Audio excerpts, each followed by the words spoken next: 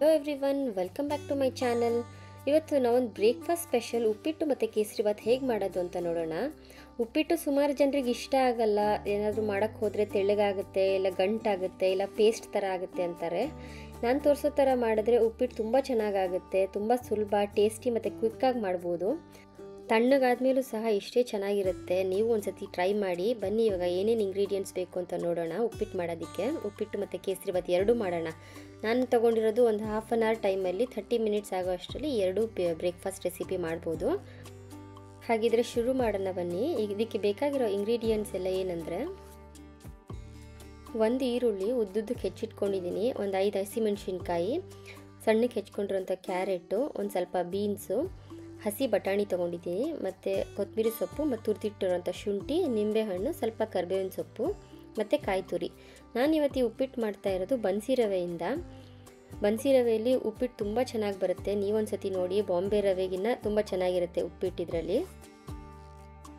ಬನ್ಸಿ ರವೆ ಸ್ವಲ್ಪ ದಪ್ಪ ಇರುತ್ತೆ ನೋಡಿ, ಈ ರೀತಿ ಇರುತ್ತೆ ನೋಡೋದಕ್ಕೆ.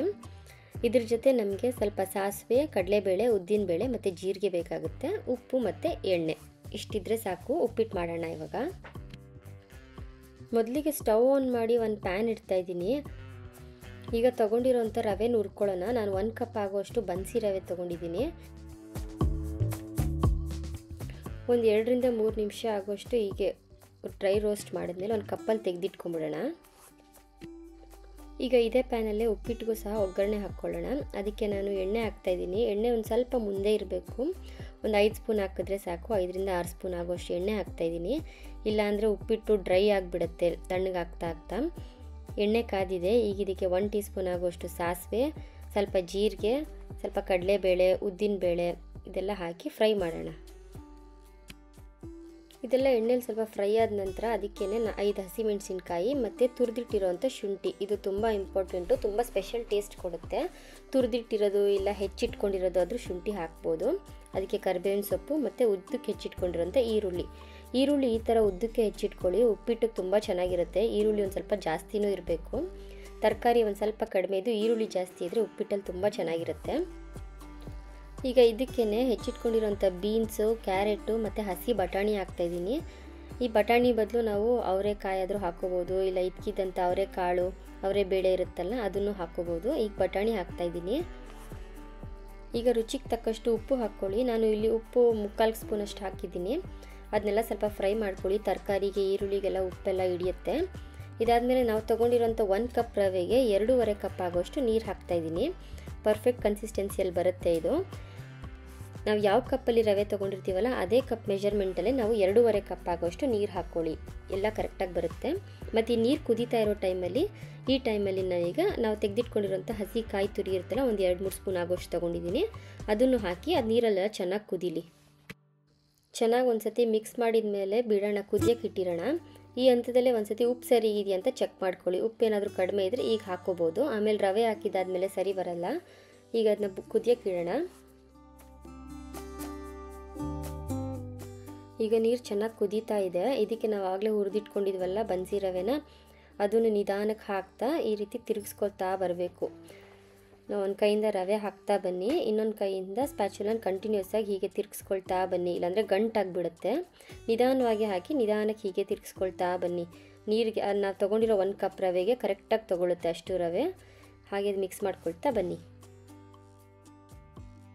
ಈಗ ಸ್ಟವ್ ಫ್ಲೇಮ್ ಫುಲ್ ಲೋ ಮಾಡಿಬಿಡಿ. ಅದಕ್ಕೆ ನಾವು ಹೆಚ್ಚಿಟ್ಕೊಂಡಿರೋಂಥ ಕೊತ್ತಂಬರಿ ಸೊಪ್ಪು ಹಾಕಿ ಮಿಕ್ಸ್ ಮಾಡಿ. ಈಗಿಂದ ಲಿಡ್ ಮುಚ್ಚಿಬಿಟ್ಟು 1-2 ಮಿನಿಟ್ಸ್ ಆಗೋಷ್ಟು ಕುಕ್ ಹಾಕಕ್ಕೆ ಬಿಡೋಣ. ನೋಡಿ 2 ಮಿನಿಟ್ಸ್ ಆಗಿದೆ. ಸ್ಟವ್ ಆಫ್ ಮಾಡಿಬಿಡಿ. ಸ್ಟವ್ ಆಫ್ ಮಾಡಿದಾದಮೇಲೆ ಅರ್ಧ ನಿಂಬೆಹಣ್ಣು ತೆಗೆದಿಟ್ಕೊಂಡಿದ್ದೀವಲ್ಲ ಅದನ್ನು ಇವಾಗ ಹಾಕೋಣ.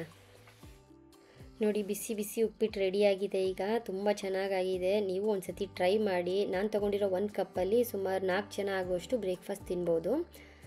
ಕರ್ನಾಟಕ ಸ್ಪೆಷಲ್ ಉಪ್ಪಿಟ್ಟು ನೀವು ಒಂದು ಸತಿ ಟ್ರೈ ಮಾಡಿ. ಬನ್ನಿ ಈಗ ಇದ್ರ ಜೊತೆ ಗುಡ್ ಕಾಂಬಿನೇಷನ್ ಕೇಸರಿಬಾತ್ ಹೇಗೆ ಮಾಡೋದು ಅಂತ ನೋಡೋಣ.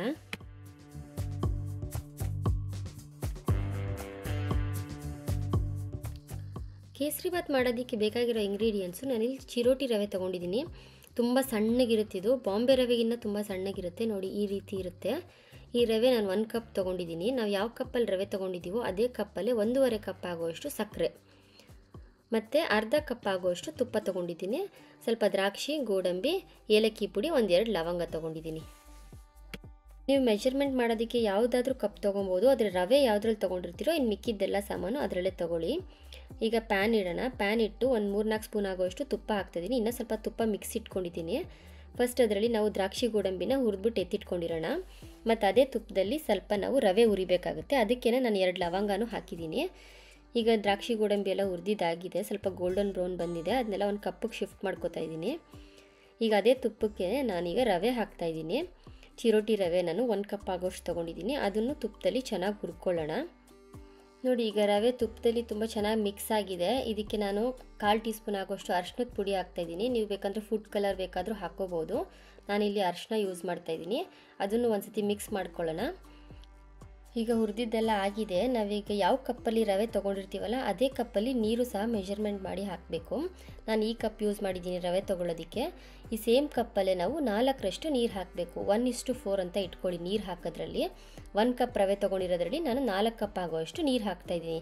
ನೀರು ಹಾಕೋವಾಗ ನೀವು ಬಿಸಿ ನೀರು ಹಾಕಿ, ತುಂಬ ಕುದೀತಾ ಇರೋದು ಅಲ್ಲ, ತುಂಬ ತಣ್ಣಗಿರೋದು ಅಲ್ಲ, ಸ್ವಲ್ಪ ಬೆಚ್ಚಗಿರೋ ನೀರು ಹಾಕಿದ್ರೆ ಬೇಗ ಆರಿದ ಮೇಲೂ ಸಹ ಕೇಸರಿ ಬಾತು ಗಟ್ಟಿ ಆಗೋದಾಗಲಿ ಇಲ್ಲ ಕೇಕ್ ಥರ ಆಗಿಬಿಡುತ್ತೆ. ಆ ರೀತಿಯೆಲ್ಲ ಆಗಲ್ಲ, ತುಂಬ ಚೆನ್ನಾಗಿರುತ್ತೆ, ಹಾಗೆ ಸಾಫ್ಟಾಗಿರುತ್ತೆ. ತಣ್ಣಗಿದ್ದಾಗೂ ಅಷ್ಟೇ, ಬಿಸಿಗಿದ್ದಾಗ ಹೇಗಿರುತ್ತೋ ಹಾಗೆ ಇರುತ್ತೆ. ಈಗ ಇದಕ್ಕೇ 1.5 ಕಪ್ ಆಗೋಷ್ಟು ಸಕ್ಕರೆ ಹಾಕ್ಕೋತಾ ಇದ್ದೀನಿ ನಾನು. ಸಿಹಿ ನಿಮ್ಗಿನ್ನ ಸ್ವಲ್ಪ ಜಾಸ್ತಿ ಬೇಕು ಅಂತ ಅನಿಸಿದ್ರೆ 2 ಕಪ್ ಸಹ ಹಾಕ್ಕೋಬೋದು. 1.5 ಕಪ್ಪು ನಾರ್ಮಲ್ ಶುಗರ್ ಇರುತ್ತೆ. ಸಕ್ಕರೆ ಹಾಕಿದಾದಮೇಲೆ ನೋಡಿ ಈ ರೀತಿ ತೆಳ್ಳಗಾಗುತ್ತೆ, ಸಕ್ಕರೆ ಎಲ್ಲ ಕರಗಿ. ಹಾಗೆ ಮಿಕ್ಸ್ ಮಾಡ್ಕೊಳ್ತಾ ಬನ್ನಿ. ಮತ್ತು ಒಂದು ಲಿಡ್ ಮುಚ್ಚಿಬಿಟ್ಟು 1-2-3 ಮಿನಿಟ್ಸ್ ಆಗೋವರೆಗೂ ಬೇಯಕ್ಕೆ ಬಿಡಿ.